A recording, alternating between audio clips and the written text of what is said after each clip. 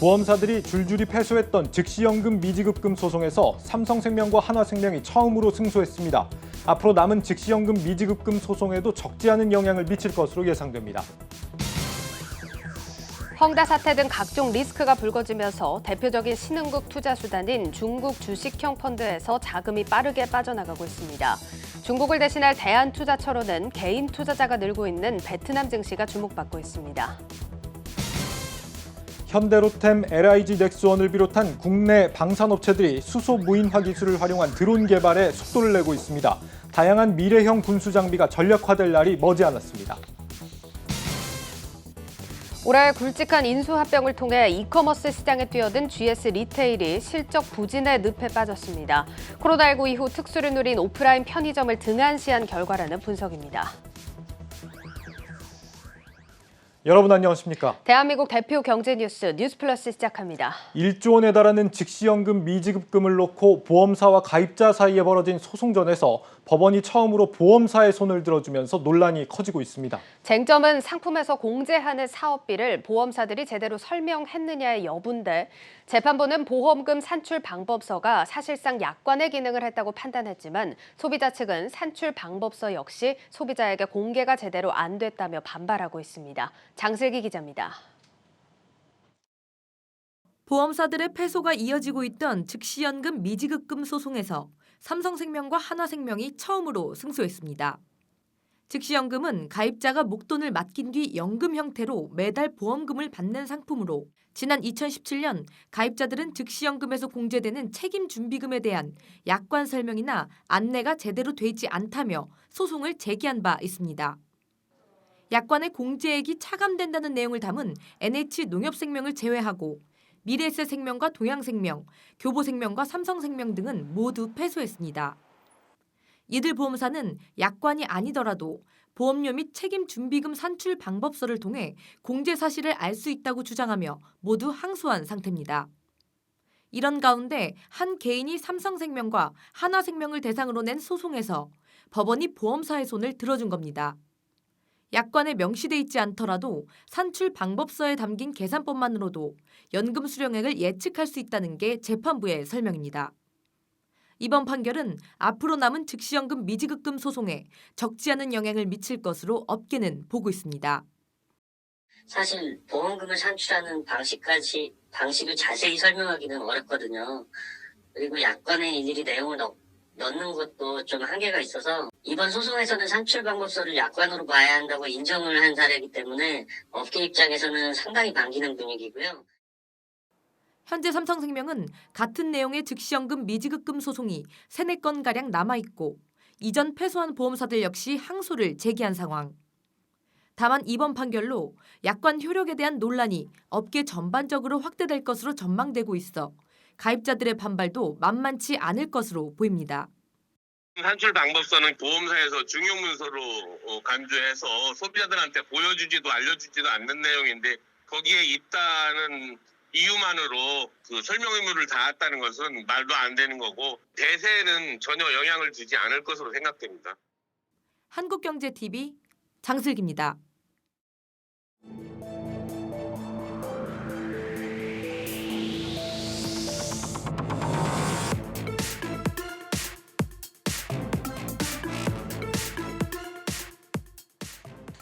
신흥국 투자의 대표격인 중국과 인도 관련 펀드가 서로 엇갈린 행보를 보이고 있습니다.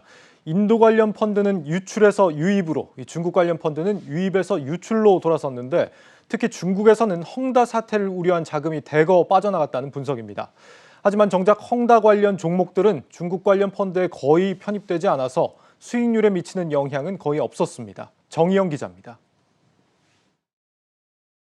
투자자들의 대표적인 신흥국 투자 수단인 중국 펀드와 인도 펀드가 최근 엇갈린 행보를 보이고 있습니다.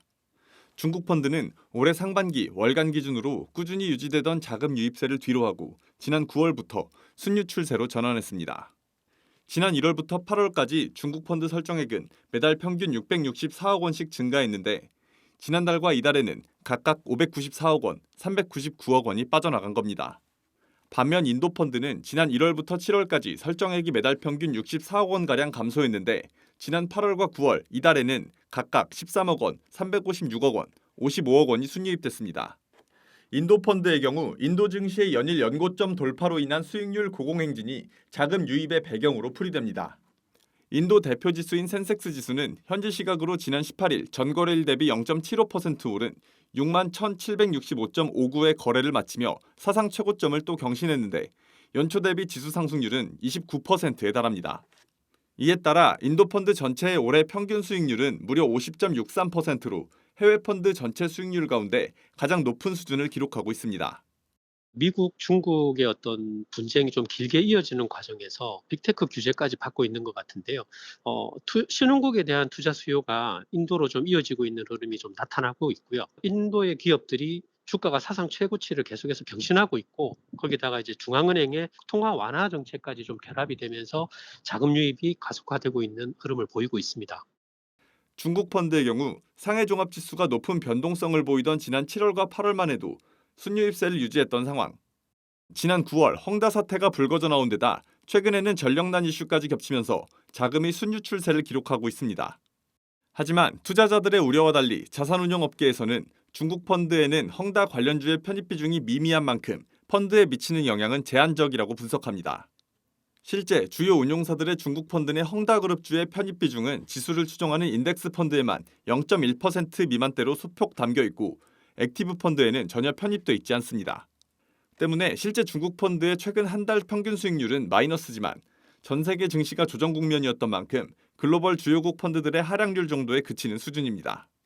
부동산이 좀 정체기를 보일 때 타격을 크게 받을 수 있다라는 우려가 사실 시장에 있었고요. 헝다를 주시를 하면서도 실질적으로 투자를 안 한 분들이 많았을 거예요. 저희도 그런 기관 중에 하나였고요. 사실상 헝다 또는 관련 회사를 편입을 하고 있지 않았기 때문에 헝다 사태로 인해서 펀드 수익률이 하락을 받는 요인은 굉장히 적었다. 중국과 인도 펀드가 엇갈린 행보를 보이고 있는 가운데 투자자들의 시선은 두 국가의 향후 증시 방향성에 쏠리고 있습니다. 한국경제TV 정희영입니다. 증권부 오민지 기자와 신흥국 투자 전략 조금 더 짚어보겠습니다. 오 기자, 이 신흥국 투자하면 역시 이제 중국이 가장 대표적이라고 할 수 있는데 중국 펀드에서 최근에 돈이 많이 빠졌습니다. 이 앞으로 그러면 어떻게 될까요? 네, 이 중국 시장에 대한 전망을 한마디로 좀 정리를 해보자면요. 이 과제 남았지만 회복은 될 것. 이 정도로 정리할 수 있겠습니다. 과제 남았지만 회복할 거다. 수익률이 개선된다는 겁니까? 아니면 투자가 더 많이 유입된다 이런 얘기입니까? 일단은 증시 전망으로 보자면요. 4분기에는 회복세를 보일 것이다. 이렇게 보는 전문가들이 좀 많았습니다. 이 전력난 문제는 중국 당국이 정책적으로 무리한 부분이 있었다는 점을 인지하고 있기 때문에 완화될 것으로 기대가 되고 있어서요. 점차 해소될 것이다. 이렇게 보는 분석이 많았고요. 또 7월과 8월에 있었던 규제 이슈와 관련해서도 3분기에 충분히 반영되었기 때문에 4분기에는 비중 확대를 할 시기다. 이렇게 본 의견이 많았습니다. 네, 그 말은 뭐 이제 지금 전력난 같은 거나 산적해 있는 그런 현안 같은 것들이 앞으로 좀 나아진다 이런 전망인 것 같은데 네. 중국 증시에서 지금 어떤 부분들을 가장 좀 변수로 이렇게 봐야 되는 상황인 겁니까? 일단 가장 먼저 꼽히는 부분은 인플레이션 문제입니다. 이게 글로벌하게 이슈가 되고 있는 상황인데요. 지난주 중국의 국가통계국이 9월 생산자 물가와 소비자 물가를 발표했습니다. 이 생산자 물가는 10.7% 상승하면서 사상 최고치를 기록했고 소비자 물가는 0.7% 올랐습니다. 원자재 가격이 오르면서 중국 기업들의 원가 부담이 높아졌고 자연히 관련한 제품들의 출하 가격도 높아진 겁니다. 이 밖에도 코로나19 이후에 기업들의 실제적인 실적 검증이 필요한 부분도 있고요. 이번 달 말에는 중앙정치국 회의, 또 12월 말에는 또 경제공작회의 등이 있어서 이 정치적인 부분도 주목해볼 포인트가 있겠습니다. 이 관련해서 증권가는 어떻게 보고 있는지 함께 보시겠습니다. 중국은 일단 신흥국에서 최근에 일단 경기 둔화하고 인플레이션 우려가 있는데 올해 전체적으로 좀 정책 자체를 굉장히 타이트하게 썼기 때문이고요. 부동산이나 제조업 관련해서 이제 우려들이 이번 10월달 지나가면서 조금 정점 지날 걸로 보고는 있고요. 정책에 대해서 좀 완화적으로 조금 되돌리는 시점이라고 좀 보고 있어서 네, 물가와 정치적 상황이 리스크로 남아 있다라는 건데 시진핑 주석이 공동 부유를 지금 계속 강조하고 있는 상황이기 때문에 이 이슈는 제가 볼 때는 한동안 좀 계속되지 않을까. 좀 단기적인 과제는 아니잖아요, 공동 부유가. 그렇죠. 네, 다음은 이제 인도인데 인도 시장은 지금 상황이 어떻죠? 인도도 제가 한 줄로 한번 정리를 해봤는데요. 변수는 유가와 밸류, 또 중국 증시 이 정도로 꼽아봤습니다. 유가와 밸류, 중국 증시가 이제 인도 증시를 좌우할 변수다 이겁니까? 네, 맞습니다. 이 인도 시장이 많이 성장한 만큼 이 지금의 증시 상황을 지키기 위해서 이 세 가지 요소를 좀 잘 주목해야 된다라는 말씀인데요. 먼저 유가 차원에서 보면요. 인도는 국가 전체적으로 석유 의존도가 굉장히 높은 국가입니다. 그래서 유가가 오르면 국민들의 생활이 어려워지는 구조인데요. 고유가 시기에는 국가에서 보조금이 나오기도 합니다. 이러면 국가 차원에서 재정적인 부담이 좀 있을 수밖에 없는 거고요. 그래서 지금처럼 유가가 계속해서 오르게 되면 인도 시장은 특히나 더 우려가 되는 부분이라고 볼 수 있겠습니다. 인도 증시가 유가에 예민하게 영향을 받는다는 거고 그렇다면 이 밸류는 너무 고평가됐다 이런 얘기인가요? 네, 그렇죠. 앞서 리포트에서도 보셨겠지만 인도 증시가 연일 최고점을 갈아치우고 있는 상황입니다. 이 증권가는 인도 증시 올라도 너무 많이 올라서 단기적으로는 유의미한 수익을 기대하기 어렵다 이렇게 보고 있는데요. 예. 또 인도가 중국 증시의 대안적인 투자처로 주목을 받았잖아요.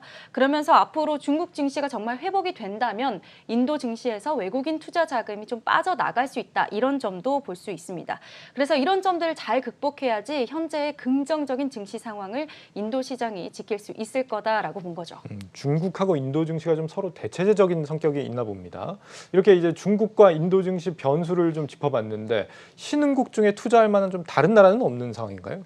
뭐 제가 주목을 한 국가는 베트남인데요. 베트남이요. 앵커는 주린이가 뭔지 아시죠? 그렇죠. 이제 주식계 어린이, 주린이. 네, 맞습니다. 이 우리나라에서 주린이라고 부르는 초보 투자자 또 신규 주식 투자자를 이 베트남에서는 FO라고 부릅니다. 베트남 당국은 코로나19 감염자를 그 F 뒤에 숫자를 붙여서 표현을 하는데요. 이게 생물학에서 가장 최초의 세대를 F0이라고 한답니다. 네. 그 후 후손을 F1 또 그 후손을 F2라고 표현하는데요. 이 용어를 주식시장에 접목을 해서 주식을 처음 접했다라는 의미로 F1을 사용한다고 하네요. 코로나 감염된 사람의 수를 F를 붙인다고요? 네네. 코로나 감염하고 주린이를 혼자해서 쓰면은 주식하기가 굉장히 좀 꺼려지지 않을까 이런 생각도 들긴 하는데. 그러게요. 네, 그런데 이런 주린이, 베트남의 주린이 FO가 어떻다는 얘기입니까? 뭐 우리나라와 비슷하게 지금 굉장히 많이 좀 붐이 일고 있는 상황입니다. 베트남에서도 우리나라의 동학개미 운동처럼 지난해부터 열풍이 좀 불고 있는데 우리나라는 지난해에 비해서는 좀 사그라든 경향이 있는데요. 베트남은 여전히 뜨거운 상황이라고 합니다. 이 신규 주식 계좌 수도 꾸준히 나오고 있고요. 거래 대금도 역대 최고치를 경신 중입니다. 올해 9월까지 베트남의 신규 계좌 개설을 보면 96만 개를 기록했습니다. 이 96만 개라는 계좌는 이전에 3년 동안 만들어졌던 계좌 수보다 많은 수준인데요. 네. 또 이 중에서 보실 부분은 개인 투자자의 계좌가 95만 6천 개로 거의 대부분을 차지한다는 점입니다. 네, 우리처럼 이제 베트남에서도 요즘에 이제 주식시장에 유입되는 사람들이 늘고 있다 이런 얘기인데 뭐 특별한 이유라도 있는 겁니까? 이게 베트남 경제 상황에서 보면 베트남 증시만큼이나 매력적인 투자처가 없다라고 생각한 사람이 많았다는 점인데요. 베트남의 경우는 코로나19 이후에 부동산 수익성이 많이 악화됐습니다. 또 당국이 경제 정책으로 금리를 꾸준히 내리면서 증시에 자금이 몰린 거죠. 그래서 베트남의 VN 지수는 지난 7월 초에 1,400선을 돌파하면서 사상 최고치를 경신했고요. 이후 잠시 주춤했지만 최근에 다시 1,400선 가까이 회복하고 있는 상황입니다. 바로 어제죠. 10월 18일을 기준으로 보면 VN 지수는 1395.53포인트로 1400선에 가까이 해서 장을 마쳤다고 합니다. 네, 약간 한국의 상황하고는 좀 반대인 것 같네요. 네. 금리는 내리는데 부동산은 수익성이 별로라서 증시로 몰린다. 그러면 이제 증시는 전망이 좀 괜찮은 겁니까? 전문가들 어떻게 평가하고 있죠? 일단 증권가는 베트남이 코로나19와 공생하면서 경기 정상화에 접어들 것이다 이렇게 보고 있습니다. 네. 예, 베트남 현지에서는 코로나19로 인한 사망률은 줄어들고 있고요. 백신 접종률은 높아지고 있는 상황입니다. 그러면서 정부는 서비스 업종을 일부 재개했습니다. 또 북부와 중부 지역 내에서는 외국인 직접 투자 기업의 경우는 공장 가동률이 높아지고 있는 상황입니다. 그러면서 수출과 제조업이 동반 조만간 개선되고 또 경기 정상화가 빠르게 이루어질 것이다라는 전망이 우세한 상황이죠. 관련해서 베트남 증시 전문 연구원의 코멘트 함께 들어보시겠습니다. 베트남 같은 경우에는 이제 하노이 기준으로 했을 때는 9월 중순, 그다음에 호치민 기준으로 했을까지는 이제 9월 말까지 굉장히 봉쇄가 강력하게 조치가 돼 있었거든요. 집 밖으로 외출이 금지되고 아예 군부대가 식자재를 아예 공급할 정도로 이제 강력하게 봉쇄를 하고 그게 이제 풀리기 시작을 한 게 9월 중순 10월이거든요. 그러다 보니까 이제 억눌렸던 소비가 재개되면서 네, 여기도 이제 경기 민감주 중심으로 개선이 기대되고 있다라는 얘기고 베트남 증시에서 리스크라고 할 수 있는 부분은 없을까요, 그러면? 일단 베트남 증시는 규모 자체가 그렇게 크지 않은 상황이라서요. 대외적인 환경에 영향을 많이 받습니다. 말씀하신 것처럼 뭐 또 이제 글로벌 증시 부분이 리스크가 될 수 있다는 점 주목할 수 있고요. 또 대외적으로는 현재는 위험 자산을 선호하지 않는 경향이 크기 때문에 지금은 외국인의 순매도 흐름이 좀 이어지고 있는 상황입니다. 또 셧다운이 앞서 보신 것처럼 굉장히 좀 강력하게 이루어졌던 점에서 지금 실적 하향이 있을 수 있는 부분 확인해야 된다라는 점도 우려스러운 점으로 꼽혔습니다. 그래서 증권가는 단기적으로는 이 리오프닝에 좀 중심을 두고 이 수혜를 받을 수 있는 소비재 업종 위주로 접근하는 것이 좀 강력한 투자 전략이 될 수 있겠다 이렇게 분석했습니다. 네, 인도, 중국 증시가 흔들리는 사이에 요즘 증시 투자가 몰리고 있는 베트남이 뜬다라는 소식까지 들어봤습니다. 증권부 오민지 기자였습니다. 잘 들었습니다.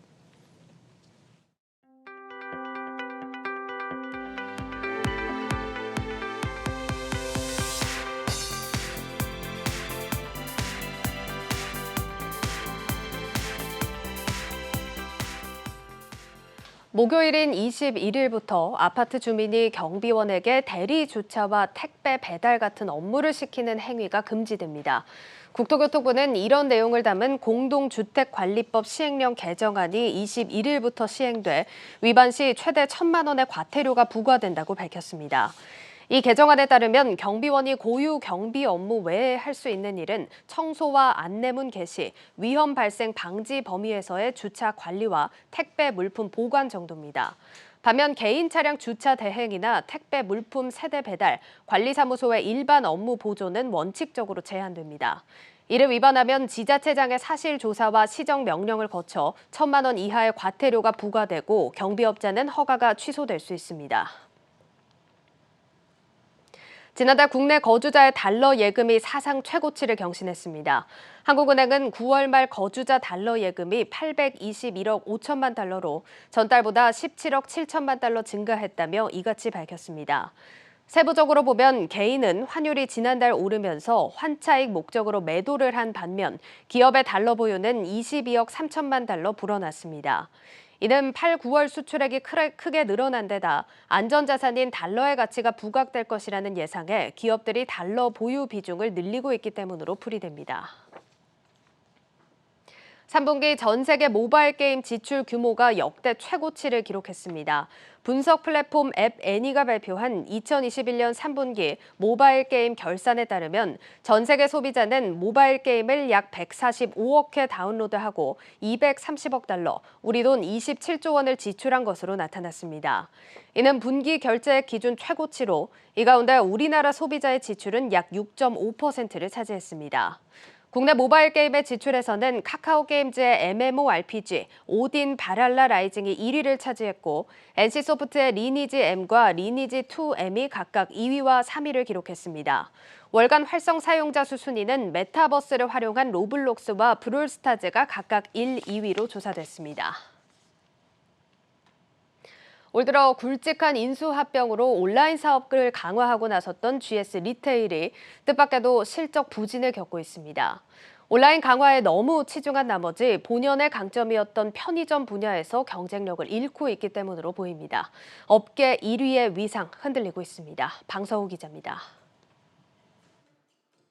GS 홈쇼핑, 요기요, 부릉, 팀프레시. 뒤늦게 이커머스 시장에 뛰어든 GS 리테일이 최근 인수 합병했거나 지분을 투자한 기업들입니다.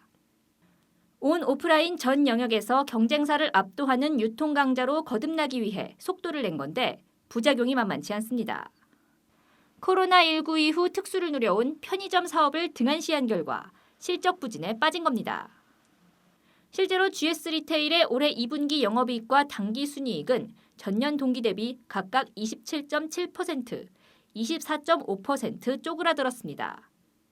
상반기 영업이익률도 최근 3년간 최저치를 기록했습니다.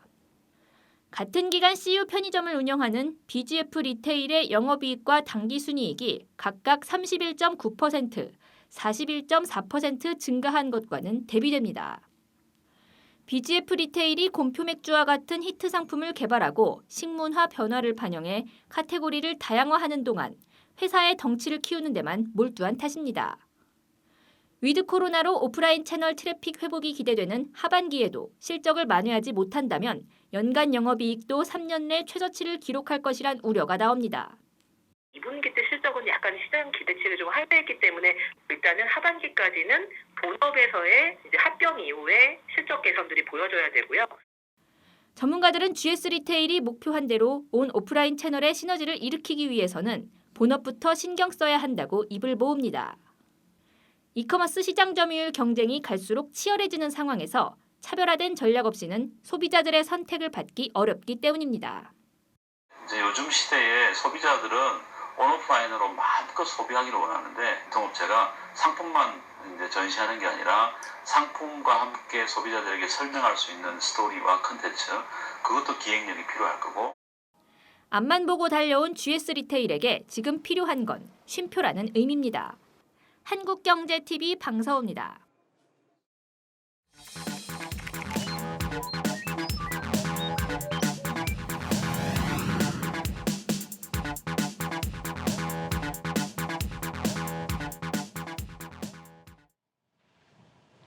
무인 장비나 수소 연료 전지 같은 차세대 기술이 국내 방위 산업에서도 활발하게 활용되기 시작했습니다.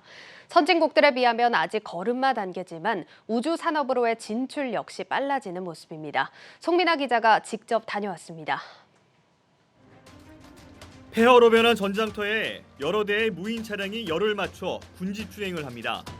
이동 중 적군의 정찰 드론을 미리 감지해 무력화시키고 방향을 바꾸지 않고 마치 개걸음을 하듯 옆으로 기동하는 크레버크를 통해 개별 임무를 수행하기도 합니다. 국방 분야 최초로 수소연료 전지를 활용한 이 디펜스 드론은 상부에 영상 촬영이 가능한 드론을 추가로 탑재하거나 원격 무장 장치를 장착해 화력 지원도 가능합니다. 전호준 독립의 조향의 기능을 가지고 있고 민군 겸용으로 사용할 수 있게끔 개발이 되고 있으며 민에서는 어떤 재난 구조용으로 사용할 수 있도록 개발을 하고 있습니다. 특히 수소연료 전지를 탑재한 무인 드론은 주행 가능 거리와 몸집을 키우며 활용도를 넓히고 있습니다. 여러 개의 프로펠러를 단 카고 드론은 수직으로 이착륙하고 수평으로 비행할 수 있는 틸트 로터가 장착된 것이 특징. 이를 통해 오지 이착륙은 물론 최대 200kg 무게의 물자 수송도 가능합니다. 완전히 접근이 어려운 지역에 군수 물자를 이송하는 데에 활용될 계획이고요. 민수 쪽으로는 도서산간 지역 이런 지역에 이 드론을 이용해서 좁은 지역에 착륙을 통해서 물자를 수송할 수 있는데 활용될 수 있겠습니다. 총 200kg을 이송을 할 수 있기 때문에 한꺼번에 나를 수 있는 그런 장점이 있겠습니다. 헬기와 무인기 간 합동작전이 가능하도록 설계된 상륙 공격 헬기도 그 실물이 공개되며 큰 관심을 받았습니다. 이 상륙 공격 헬기의 옆면에는 이처럼 여러 대의 드론이 들어있습니다. 이 드론이 작전에 투입되면 이처럼 날개를 펴고 주변을 정찰하게 되는데요. 그렇게 되면 우리 군의 생존 확률을 더욱더 높일 수가 있습니다.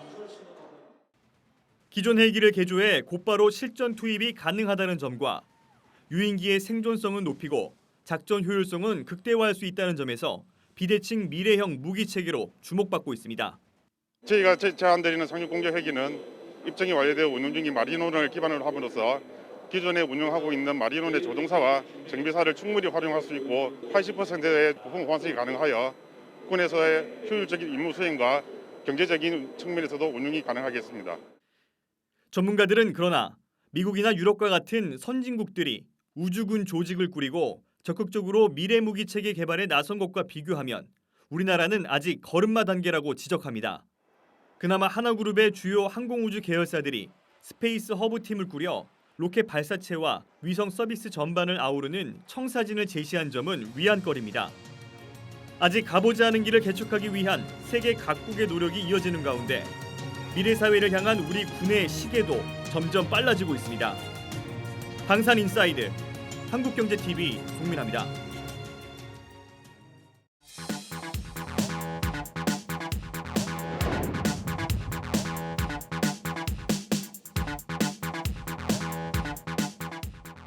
사람을 본따 만든 AI 휴먼 기술이 국내에서 주목받고 있습니다. 코로나19로 비대면 문화가 확산되는 사이 주로 은행원이나 상담사처럼 눈으로 보고 소통하는 분야에서 빠르게 보급되고 있는데 글로벌 기업에 뒤처지고 있는 우리 AI 산업의 새로운 기대주로 떠올랐습니다. 유호성 기자입니다. 경기도 안양에 위치한 무인은행. 입구에 들어서자 사람 대신 AI 은행원이 반갑게 맞이합니다. 번호표 발급부터 고객 응대뿐 아니라 예금이나 대출 상담 같은 은행 업무까지 척척 해결해냅니다. 체크카드 재발급해줘. 네, 고객님. 말씀하신 업무가 맞나요? 이렇게 실제 은행원과 이야기하듯 업무가 가능해 디지털 기기에 익숙하지 않은 중장년층이나 노인들도 편리하게 이용이 가능합니다. 인간을 본따 만든 AI 휴먼은 코로나19 비대면 기술이 일상화되면서 어느새 우리 생활 곳곳에 침투하고 있습니다. 이들은 기존의 AI 스피커와 달리 시각과 청각을 동시에 활용하기 때문에 의사소통에 용이하다는 점이 특징입니다. 인간이 서로 의사소통을 할 때, 그 커뮤니케이션 할 때 시각에 대한 의존도가 70%가 넘습니다. 근데 얘에다가 앞에 시각을 씌운 거라고 보시면 돼요. 누군가의 그 얼굴이 떠 있고 걔랑 정말 마주 보면서 이야기할 수 있는 그것이 AI 휴먼 기술이라고 보면 됩니다. 아직은 인간이 꺼리는 단순 반복 업무가 이들의 주요 무대지만 인간과 교감이 필요한 상담사나 강사 등도 이들의 활동 영역에 들어가고 있습니다. 전 세계의 대화형 AI 시장이 매년 20%씩 성장할 것으로 예상되는 가운데 우리 기업들도 두드러진 성과를 보이고 있습니다. 퓨리오사 AI는 영상과 음성에 특화된 AI 반도체를 적용한 가상인간 콘텐츠 개발에 나섰고 마인즈랩은 이미 은행, 백화점 등과 손잡고 AI 휴먼을 통한 수익 실현에 나섰습니다. 10개 정도의 직업군이 만들어져서 활동을 시작을 했습니다. 실제로 그 직업군에 여러 그 AI 휴먼들이 점점 늘어나서 고객들에게 서비스 양이 증가가 되고 있는 상황입니다. 구글 등 해외 기업에 비해 아직 뒤처진다는 평가를 받고 있는 국내 인공지능 산업. 코로나19 팬데믹을 거치며 대거 발전한 특화 기술로 AI 휴먼 분야에서 활로를 모색하는 모습입니다. 한국경제TV 유호성입니다.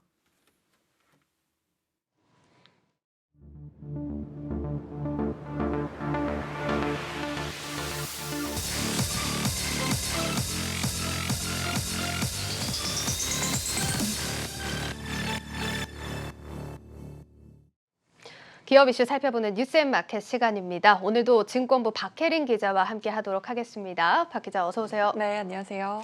예, 저희가 바로 어제 다뤘었죠. 콘텐츠주들 오늘 뉴 같은 경우 특히나 잘 가는 모습이었습니다. 뉴가 이제 4거래일만 한 20% 넘는 상승세 네. 오늘도 좀 이어졌는데 오늘 보면은 이런 매수세가 좀 엔터주로 몰리지 않았나 싶습니다. 네. 오늘 한 종목 꼽아볼까요? 네, 오늘은 그럼 하이브를 한번 다뤄보도록 하겠습니다. 예. 네, BTS가 다음 달 2년 만에 미국에서 오프라인 콘서트를 엽니다. 예. 오는 11월 27일에서 28일, 또 12월 1일에서 2일 총 4차례에 걸쳐 진행되는데 이미 표는 전체 매진됐습니다. 네, 공연장은 최대 10만 명 이상 수용할 수 있는 곳인데 본 예매로 넘어가기도 전에 매진된 것은 물론이고요. 이 공연장에 못 들어오는 팬들을 위해 온라인 공연장 티켓도 따로 판매를 했는데 이 또한 조기에 매진이 됐습니다. 저도 사고 싶네요. 네. 일단 가장 먼저 방탄소년단 콘서트가 좀 시작이 되면서 하이브가 이렇게 대장주로 좀 흐름을 네. 이끌어주는 모습인데 이번 티켓 가격이 어마어마하다는 소문이 있던데요. 네, 맞습니다. 본래 콘서트 티켓 원가는 사실 $75, 네, 우리 돈 88,000원 수준에서 최대 $450인데요. 예. 이미 이 가격으로는 당연히 못 구하고요. 예. 저도 궁금해서 이 티켓을 재판매하는 사이트에 들어가 봤더니 예, 보시다시피 현재 VIP석의 경우 $15,000 넘게 치솟은 상황이었습니다. $15,000면 우리 돈으로 한 2천만 원 가까운 돈 아니에요? 맞습니다. 그러면 뭐 가고 싶어도 네. 못 가는 상황일 것 같은데 그래도 사실 LA에서는 열리니까 이 팬들이 부러운데 국내에서는 콘서트 안 합니까? 네, 국내에서도 합니다. 다만 국내에서는 온라인으로 진행이 됩니다. 이번 주 일요일에 진행될 예정이고요. 그리고 오늘 반가운 소식이 또 들려왔습니다. 방탄소년단이 미국에서 열리는 음악 축제인 징글볼 투어 무대에 오르기로 한 겁니다. 징글볼 투어는 미국 최대 라디오 네트워크인 아이하트 라디오에서 매년 연말에 개최되는 음악 축제입니다. BTS는 12월 3일 무대에 설 예정입니다. 이렇게 BTS가 올 겨울 글로벌 팬심을 강타할 것이란 기대감에 오늘 외국인과 기관의 자금이 함께 들어오며 하이브의 주가는 6% 가까이 상승을 했습니다. 사실 BTS가 글로벌 인기를 얻기 시작하는 시점이랑 이 코로나 확산 시점이랑 맞물려서 글로벌 활동은 사실 못한 게 맞습니다. 그렇기 때문에 팬들은 팬들대로 또 투자자분들은 실적에 대한 기대감을 가질 수밖에 없을 것 같거든요. 네, 그렇습니다. 3분기 실적을 한번 살펴보면 한국투자증권은 하이브의 3분기 매출액과 영업이익이 각각 전년 대비 85%, 76% 증가할 것이라고 예상하고 있습니다.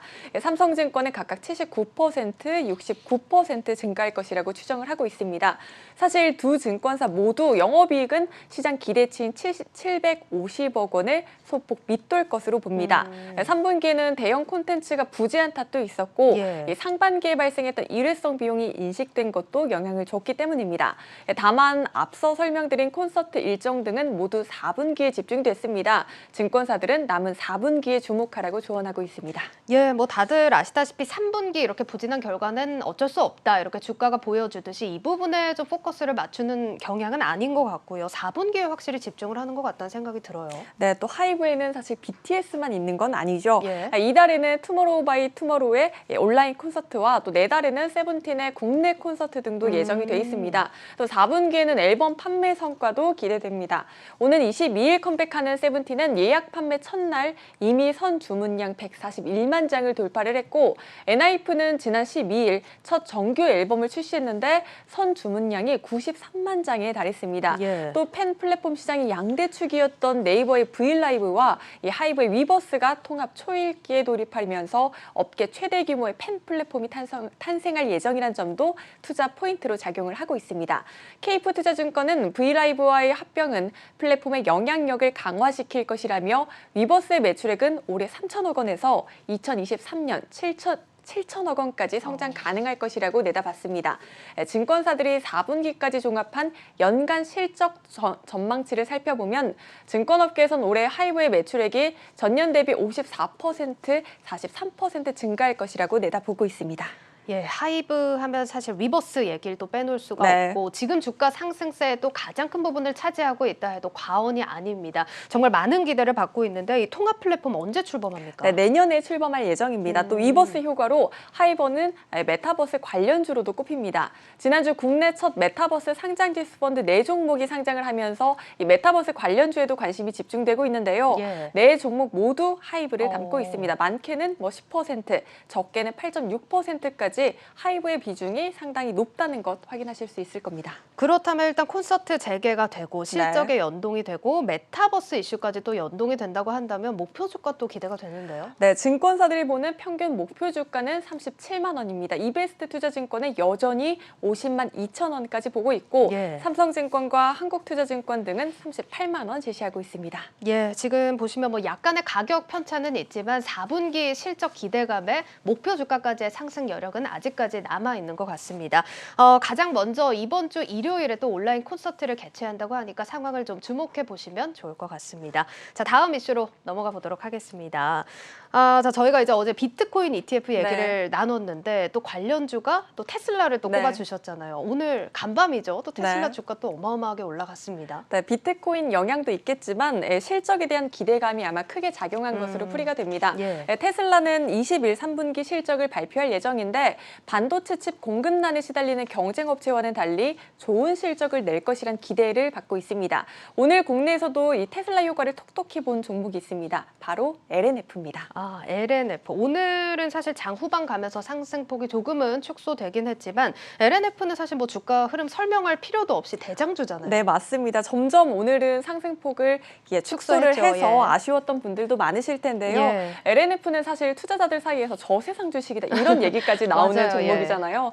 보시다시피 1년 새 7배 가까이 급등을 한 상황입니다. 예, 그렇습니다. LNF가 사실 2차 전지 관련주다라고 아시는 분들은 많은데 이 테슬라랑 직접적으로 어떤 연관이 있는지는 모르시는 분들 많습니다. 네, LNF는 양극재 생산 업체입니다. 특히 LNF는 전 세계에서 니켈, 또 코발트, 망간, 알루미늄을 뜻하는 NCMA 양극재를 유일하게 양산을 하고 있습니다. 예. LNF가 만드는 양극재는 LG 에너지 솔루션을 거쳐서 테슬라로 공급되고 있어서 테슬라 관련주로 묶이고 있는 상황입니다. 예, LNF의 NCMA 양극재가 테슬라로 최종적으로 공급이 된다. 이 부분 좀 기억을 하시면 좋을 것 같습니다.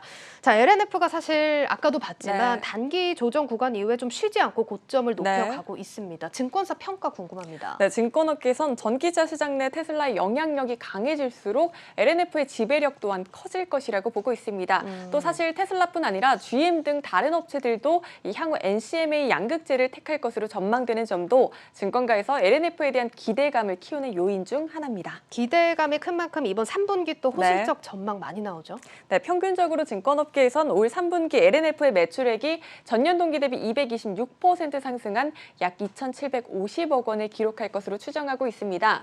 영업이익은 106억 원을 기록해 흑자 전환에 성공할 것이란 예상이 나오고 있는데요. 어제 보고서를 낸 IBK 투자증권 같은 경우 이보다 실적 전망치를 높게 보고 있습니다. 3분기 매출액은 전년 동기 대비 239% 늘어나고 영업이익도 131억 원으로 흑자 전환하면서 시장 기대치를 상회할 것이란 전망이 나오고 있는 겁니다. 예, 뭐 3분기는 호실적 전망이 이렇게 나와주고 있습니다. 그렇지만 사실 LNF가 계속 우려가 되는 게 너무 많이 올라와서 우려하시는 분들 많습니다. 이후 전망이 좀 중요할 것 같다는 생각이 들어요. 네, 사실 3분기 실적에 대한 건 이미 어느 정도 선 반영이 돼 있을 겁니다. 투자자들의 시선은 이미 4분기 이후로 향해 있을 텐데요. 계속해서 주가가 이렇게 오르는 건 4분기 이후에도 기대감이 유효하기 때문인 것으로 풀이가 됩니다. LG 에너지 솔루션과 맺은 계약은 내년 말경에 종료가 되는데 추가 계약이 이루어질 가능성이 높게 점쳐지고 있습니다. 미래에셋증권은 LNF가 대규모 수주 사이클에 진입할 것으로 전망을 하고 있습니다. LG 에너지 솔루션을 통해 테슬라에 공급하는 NCMA 양극재 수주 규모를 2024년까지 5조 원으로 예상을 했고 2024년에서 2026년 SK 이노베이션에 공급하는 NCM 양극재 수주도 4조에서 5조 원 규모가 될 것이라고 내다봤습니다. IBK 투자증권도 오는 4분기에 NCMA 양극재가 적용된 테슬라 차량의 본격 출하로 내년 이후 테슬라양 물량은 본격 확대될 것으로 전망된다며 오는 2023년 이후 대규모 추가 수주가 기대된다고 말했습니다. NCMA 매출 비중은 올해 45%에서 내년 이후 70에서 80% 수준까지 확대될 것으로 덧붙였습니다. 사실 전기차 시장이 아직도 시작도 안 했다 이런 평가들이 많이 나오는데 추후 성장성에 대해서는 의심의 여지가 없는 것 같습니다. 자, 그리고 또 LNF 주가가 이렇게 오르는 게 패시브 자금 유입에 대한 기대도 맞습니다. 있잖아요. 유한타증권과 유진투자증권 등은 이 다음 달 LNF가 MSCI 지수에 편입될 가능성이 높다고 보고 있습니다. 지수에 신규 편입되는 종목은 지수를 추종하는 말씀하셨듯 글로벌 패시브 자금이 유입돼 주가가 힘을 받을 수 있습니다. 정기 변경 결과는 다음 달 12일 발표가 되고요. 종목 교체는 30일 장 마감 이후 반영이 될 예정입니다. 알겠습니다. 자, 그럼 마지막으로 수급 상황까지 살펴볼까요? 네, 이번 달 기준 전거래일까지 외국인과 기관은 각각 468억 원, 97억 원 순매수를 했고 개인은 534억 원 차익 실현에 나섰습니다. 오늘도 외국인과 기관의 자금이 함께 들어왔습니다. 다만 단기간 주가가 급등한 탓에 증권사들이 보는 목표 주가까지 거의 도달한 상황입니다. 증권사들이 보는 목표 주가는 평균 22만 원입니다. 오늘 장중에는 가뿐히 넘기기도 했습니다. 또 양극재 소재 경쟁이 치열해질수록 유의해야 한다는 점도 투자 포인트로 꼽히고 있습니다. 예, 알겠습니다. 오늘 이렇게 엔터주 전반에 대한 사덕 그리고 또 실적 기대를 받고 있는 LNF까지 자세하게 이야기 나눠봤습니다. 증권부 박혜린 기자와 함께했습니다. 고맙습니다. 고맙습니다.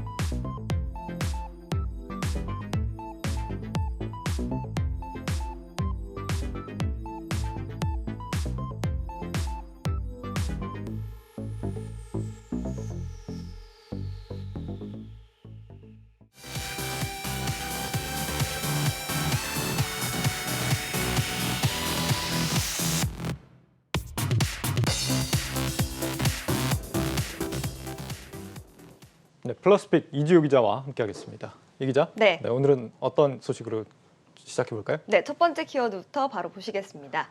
스마트폰이 뭐길래 이렇게 되어 있네요. 네, 언제 어디서든 항상 휴대하는 것이 바로 스마트폰인데요. 네. 국내의 한 아이돌 그룹이 이 스마트폰 때문에 곤욕을 치렀다고 해서 키워드를 이렇게 잡아봤습니다. 아이돌이 곤욕을 치렀다. 누구 얘기죠? 혹시 가수 블랙핑크 좋아하십니까?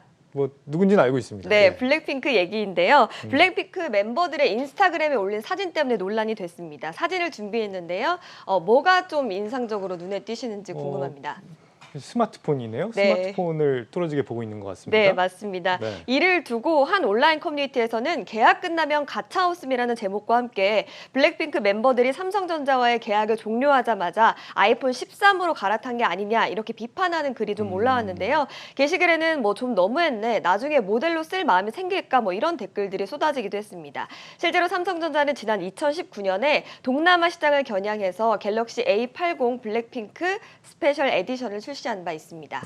그렇군요. 실제로 이제 블랙핑크가 계약이 종료되자마자 아이폰으로 바꾼 겁니까? 이 부분은 사실 명확하게 확인이 되고 있지는 않습니다. 네. 블랙핑크가 일단 그런데 그렇지는 않은 것으로 보이는 게 삼성전자 모델을 한 게 2019년부터 지난해까지였고요. 예. 아이폰 13이 나온 것은 최근이죠. 여기서 또 블랙핑크 지수가 와 겨우 바꿨다 이런 말을 해서 좀 논란이 되기도 했는데요. 이게 억지로 쓰던 갤럭시 폰을 겨우 바꿨다 이런 느낌이라기보다는 품절 사태로 구하기 어려웠던 아이폰 13을 오래 기다려서 바꿨다는 느낌으로 해석하는 것이 합리적인 추론으로 보입니다. 네, 계약이 끝나긴 했지만 그러니까 이제 한때 이제 갤럭시 광고 모델이었던 이제 그 아이돌이 아이폰으로 바꿨다 이런 말이 되는 건데 네. 혹은 뭐 개인이 폰을 두 개를 아이폰과 갤럭시를 두 개를 갖고 있는 경우일 수도 있겠습니다. 네. 어쨌거나 이제 갤럭시 광고 모델이 어렵게라도 구하고 싶은 겨우 바꿨다 이런 말을 할 정도로 아이폰을 갖고 싶어 한다라는 사실 자체가 삼성전자 입장에서는 굉장히 좀 아쉬운 대목일 수밖에 없겠는데요. 네, 상당히 그럴 것으로 좀 보이는데요. 그래서 일각에서는 이런 점을 이용해서 역바이럴 마케팅에 나선 것이 아니냐 이런 지적들도 나오고 있습니다. 이 바이럴 마케팅이란 입소문 마케팅을 의미하는데 역바이럴은 쉽게 얘기하면 모델이나 상품의 가치를 훼손시키기 위해서 바이럴 마케팅을 수행하는 것을 말하는데 네. 블랙핑크나 혹은 갤럭시 제품의 가치를 훼손하려는 움직임이 작용했다 이런 시각들이 나오고 있습니다. 그렇군요. 이런 비슷한 논란이 예전에도 종종 있지 않았습니까? 네, 삼성전자의 갤럭시 홍보대사였던 러시아의 유명 방송인이 갤럭시를 쓰지 않고 아이폰을 쓰게 돼서 삼성에게 소송이 들어왔다 이런 보도가 나온 적이 있는데요. 영상을 좀 준비를 했습니다. 네, 영상에서 보시는 것과 같이 러시아 현지 TV 인터뷰 중에 아이폰을 사용하는 모습을 보였고 테이블 위에, 그러니까 아래에 아이폰을 숨기려는 모습도 카메라에 그대로 잡힌 모습이죠. 조금 다른 얘기지만 이재용 삼성전자 부회장의 딸도 과거 애플의 아이폰을 들고 있는 모습이 포착돼서 논란이 된 바 있습니다.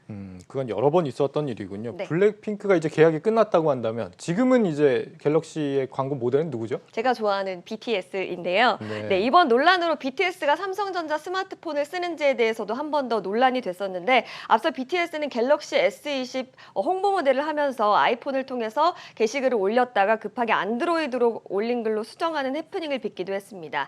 BTS 멤버들은 원래 아이폰을 이용해온 것으로 알려졌는데 현재는 갤럭시 모델로 활동하면서 모두 갤럭시 제품을 이용하고 있는 것으로 알려지고 있습니다. 네, 사실 뭐 무슨 제품을 쓰는지야 뭐 개인 마음이니까 그거 가지고 뭐 뭐라고 할 수는 없겠습니다만 기업 측면에서 보면은 이제 비싼 돈을 주고 유명 광고 모델을 기용을 했는데 오히려 좀 역효과를 봤다 이렇게 볼 수도 있겠습니다. 네, 사실 모델이었던 유명인이 그 제품이 아니라 다른 제품을 쓰게 되면 사실은 역효과가 날 수밖에 없는데요. 그래서 업계 관계자는 스마트폰 시장 초기에는 연예인 등 또 유명한 사람들을 많이 기용을 했지만 현재는 일반인 모델을 많이 기용하는 추세고 실제로 그런 모습을 보이고 있는 상황입니다. 사실 이 광고 계약 기간이 끝나면은 어떤 제품을 쓰든지 상관없는 거잖아요. 네. 이 부분에 대해서 뭐 나쁘다고 봐야 됩니까? 비난할 부분이 있는 겁니까? 어떻게 보고 있습니까? 저는 일단 뭐 개인의 취향을 좀 존중을 해야 된다고 생각을 하고 다음 계약을 다음 광고를 따내고 싶은 마음이 없다면 뭐 개인의 취향을 좀 존중을 해줘야 된다고 생각을 합니다. 그렇군요. 예. 요즘은 뭐 이제 이렇게 연예인 발언 한마디나 뭐 옷차림 하나만으로도 굉장히 좀 반응들이 크게 오기 때문에 네. 광고 모델이 반대로 이제 기업의 리스크가 되는 경우도 있을 수 있겠다 이런 생각이 듭니다. 네. 이 기자가 들고 온 사례를 보면은 이제 이용자들이 아무래도 좀 삼성 갤럭시보다는 좀 아이폰을 더 선호하는 게 아닌가 이런 생각을 하게 되는데 맞습니까? 네, 사실 그렇지만은 않습니다. 이번 사례를 놓고만 보면 사실 그렇게 생각하실 수도 있는데요. 삼성전자의 올해 3분기 글로벌 스마트폰 시장 점유율이 1위를 기록했습니다. 네. 8월 말 출시됐던 폴더블 폰이 크게 흥행하면서 1위의 주요한 역할을 했던 것으로 풀이가 되는데요. 애플은 점유율 15%를 차지하면서 삼성전자에 이어서 2위를 차지했는데 최근에 출시된 아이폰 13 시리즈가 초기 수요에 강세를 보인 것이 주요했던 것으로 풀이가 되고 있습니다. 3분기에는 아직 이제 새 아이폰이 출시되기 전이기 때문에 아마 이제 갤럭시가 더 흥행 효과를 봤다 이렇게 판단이 되긴 하는데 어쨌거나 뭐 갤럭시에 대한 수요가 적지 않다, 상당하다라는 걸 알 수 있는 부분입니다. 네. 이 기자는 아이폰입니까, 갤럭시입니까? 저는 갤럭시를 쓰고 있습니다. 그렇군요. 네. 알겠습니다. 다음 키워드 볼까요? 네.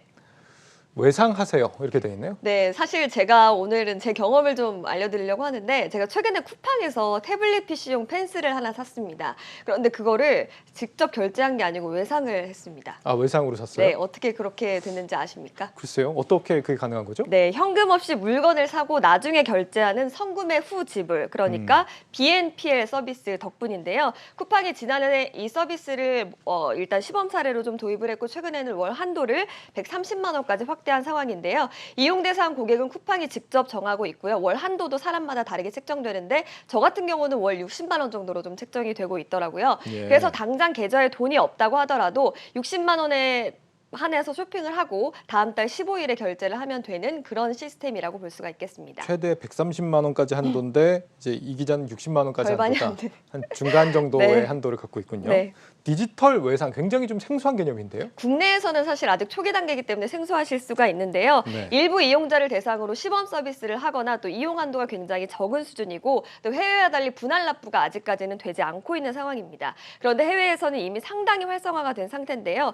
BNPL 서비스가 가장 활성화된 나라는 호주인데 호주 1위 기업인 애프터페이의 지난해 글로벌 거래 규모가 75억 달러로 전년에 비해서 98.9%나 증가했고 또 아마존 역시 BNPL 기업과 제휴해서 관련 서비스를 준비하고 있습니다. 네, 아마존이랑 협력하고 있는 지금 어펌 홀딩스라는 곳이 지금 주가가 폭등하고 있는 상황 아닙니까? 네, 맞습니다. 어펌이 세계 최대 전자상거래 업체 아마존과 함께 BNPL 업체가 지정이 된 날 BNPL 그 아마존 어펌의 주가가 47% 폭등을 했습니다. 예. 3억 명의 사용자를 보유한 아마존이 BNPL을 도입했다는 것 자체가 기존 사용자들이 얼만큼 BNPL 서비스를 원하고 있느냐 이런 것들을 보여주고 있는 방증이라고 볼 수가 있겠습니다. 네.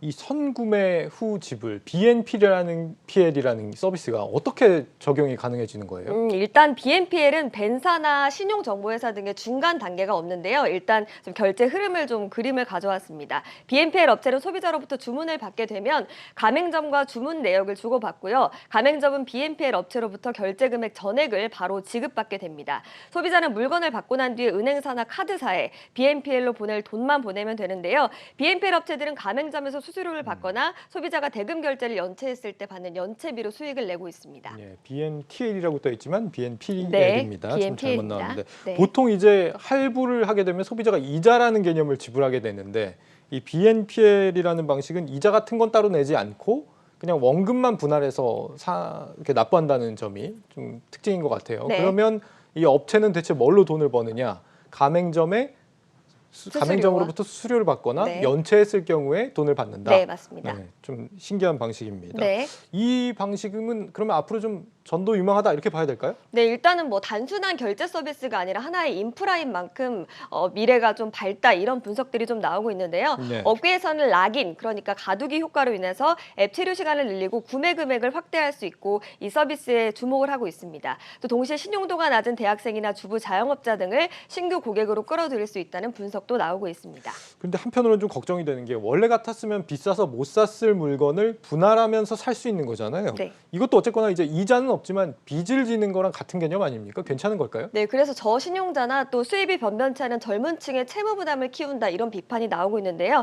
실제로 모플리풀의 설문조사에 따르면 BNPL 사용자 가운데 45%가 자신의 예산을 뛰어넘는 물건을 구매하기 위해 BNPL 서비스를 사용한다고 대답을 했고요. 신용카드에 한도가 초과돼서 BNPL을 사용했다는 응답자도 17%에 달했습니다. 다만 BNPL 업체들은 내부 신용평가 모델이나 또 알고리즘을 통해서 채무 불이행 비율을 낮출 수 있다라는 입장을 고수하고 있습니다. 예, 우리가 이제 흔히 그 명품 대신 명품주를 사라 이런 얘기 하듯이 BNPL 그 분할 소비를 하는 대신에 BNPL 관련 주를 사보면 어떨까 이런 생각이 드네요. 일종의 좀 신용 금융 서비스가 등장한 셈인데 금융 당국이 이런 금융 서비스에 대해서 조금은 더 좀 선제적으로 대응을 할 필요가 있겠다 이런 생각도 듭니다. 플러스픽 이지호 기자였습니다. 잘 들었습니다. 고맙습니다.